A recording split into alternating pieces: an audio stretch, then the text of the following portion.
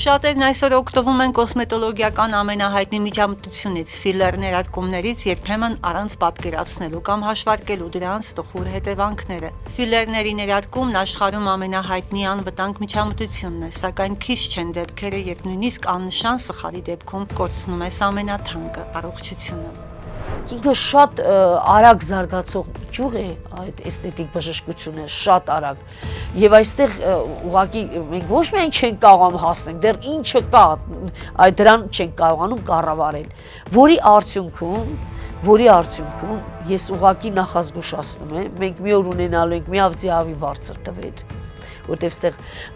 ասեպտիկ, անտիսեպտիկայի պահպանման շատ լուրջ խնդիր կա, շատ բավականին լուրջ, ունենալու ենք հեպատիտ C-ի, հեպատիտ B-ի եւ այլ վարակների, որոնք արյան միջոցով են տարածվում, փոխանցվում։ Դրանք այդպիսի խնդիր ենք ունենալու։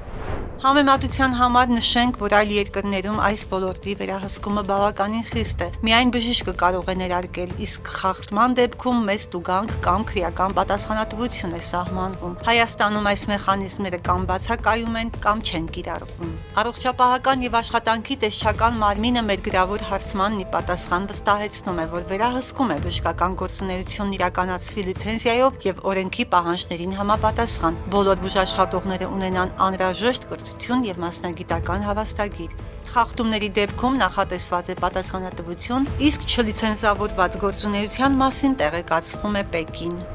Բժշկական օգնություն սպասարկման լիցենզիա ունեցողների մեջ էլ խնդիրներ կան։ Ամեն ինչ-որ մի փոքր տարածքում պլաստիկ վիրաբուժության կենտրոն է բացվել։ Եվ ծավալային վիրահատություն են անում, այն դեպքում, որ այդ ժամանակ անհրաժեշտ է ինտենսիվ թերապիա, վերակենդանացման բաժանմունք, անպայման, գոնե առաջին մակարդակի։ Հատկապես ֆիլերների շուկան արագ շահույթ է բերում, մեծ պահանջարկ ունի, իսկ երբ վերահսկողությունը բախվում է բիզնես շահին, աչք է փակվում նման խնդիրների վրա, սակայն ինչպես ասում են, հանրային պահանջարկն ինքն է սնուցում խնդիրը։ Օրինակ շրթունքների ներարկում անելիս աղջիկներն ընտրում են ավելի էժան տարբերակ, չեն հարցնում բժիշկ է թե ոչ, վստահում են սոցիալական տարբեր ցանցերում պտտվող գովազդներին։ Այսինքն, երբ պահանջարկը կա, իսկ պետական վերահսկողությունն աննշան է, շուկան ինքն իրեն մասնագետ է ստեղծում։ Ֆիլերների արժեքը տարբեր է, կախված նյութի որակից, մասնագետից։ Մեկ սրվակի համար ամենամատչելի գինը սկսվում է 50,000 դրամից, հասնելով մի քանի 100,000-ի։ Պետք է ասել, որ այս վիճակի հիմնական պատճառը դա պահանջարկ եւ այդ պահանջարկի սպասարկում, բժշկական սպասարկում, նախաբժշկական, կոսմետոլոգիական, էսթետիկական սպասարկում, այս դիսոնանսն է, ավելի շատ պահանջարկ կա, քան կարողանում են սպասարկում անել։ Դրա համար ծնվել են, ծլել են տարբեր տեսակի, այսպես ասած, կազմակերպություններ, մարդիկ, այսպես տարբեր սալոններ, գեղեցկության, որտեղ ամեն ինչ անում են։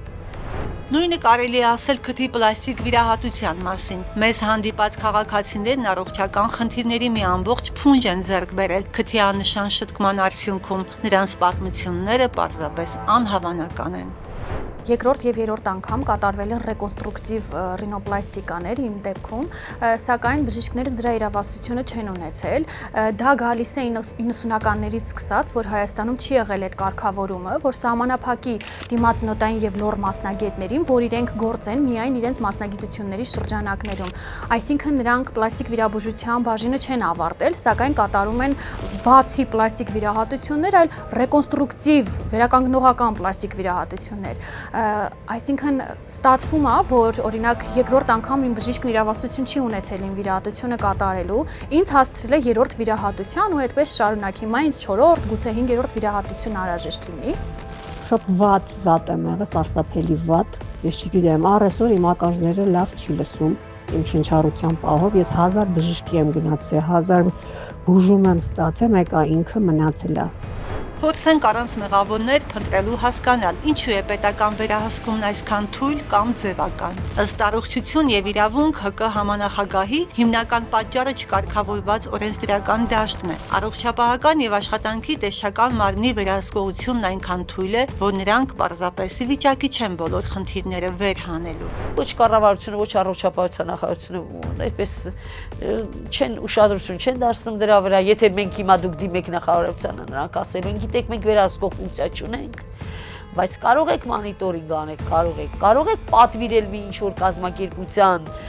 կառավարության միջոցով պատվիրել կազմակերպության մեծ, լուրջ մասնագիտական մոնիտորինգ անել եւ անպայման այդ մոնիտորինգի արդյունքներից որոշակի եզրակացությունների գան։ Քթի պլաստիկ վիրահատություն իրականացնող բժիշկներն էլ հիմնականում սահմանափակվում են քաղաքացիների հետ պայմանագիր կնքելով, որի վրա սևով սպիտակին գրված է, որ իրենք չեն կրում պատասխանատվություն արդյունքների համար։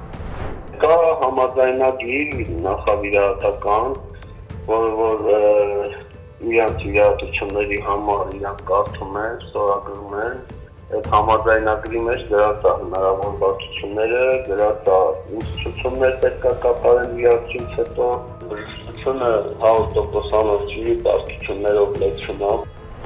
Քթի ամենասովորական պլաստիկ վիրահատության արժեքը Հայաստանում կախված է կլինիկայից, մասնագետից։ Սկսվում է 200-ից 300 հազար դրամից։ Առաջնային վիրահատությունները կարող են հասնել նույնիսկ 1.5 միլիոն դրամի։ Երկրորդայիններն արդեն կրկնակի, եռակի անգամ թանկ են։ Այդ բժիշկները ընդամենը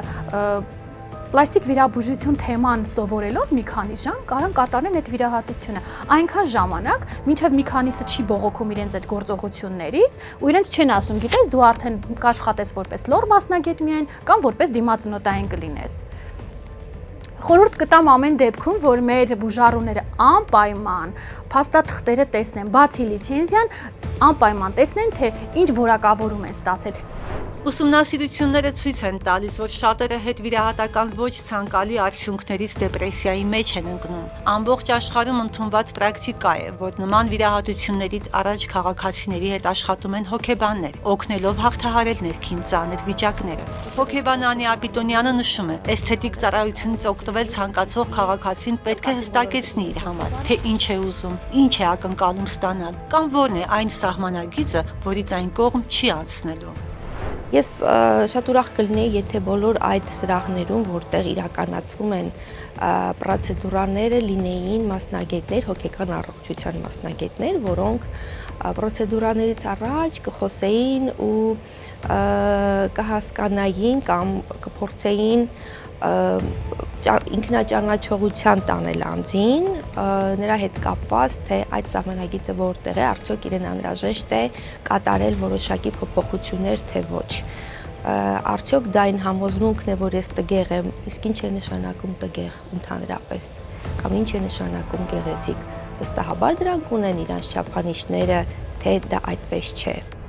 Վիրահատական միջամտությունների թիվը տարեցտարի աճում է։ Նշենք, միայն Միացյալ Նահանգներում տարեկան կատարվում է մոտ 1.6-ից 1.7 միլիոն կոսմետիկ վիրահատական միջամտություններ, 20 միլիոնից ավելի ոչ վիրահատական, դրանք են բոտոքսը, ֆիլլերները եւ այլն, 22-ից 25 միլիոն եւ ավելի էլ ընդհանուր կոսմետիկ միջամտություններ, եւ այս ցուցանիշն անընդհատ աճում է։ Ինչ վերաբերում է Հայաստանին, ապա մեզ մոտ լիարժեք չեն ոչ միայն քթի պլաստիկ վիրահատությունների եւ ֆիլերների թվերը, այլև անհաջող վիրահատությունների ու լիցքերի վիճակագրությունը, որոնց մասին մենք իմանում ենք միայն այն ժամանակ, երբ մարդիկ փորձում են իրենց ուժերով աղմուկ բարձրացնել, քանի որ պետական պաշտպանություն պարզապես չկա։ Հասմիկ Մովսիսյան, Օրագիր Նյուզ։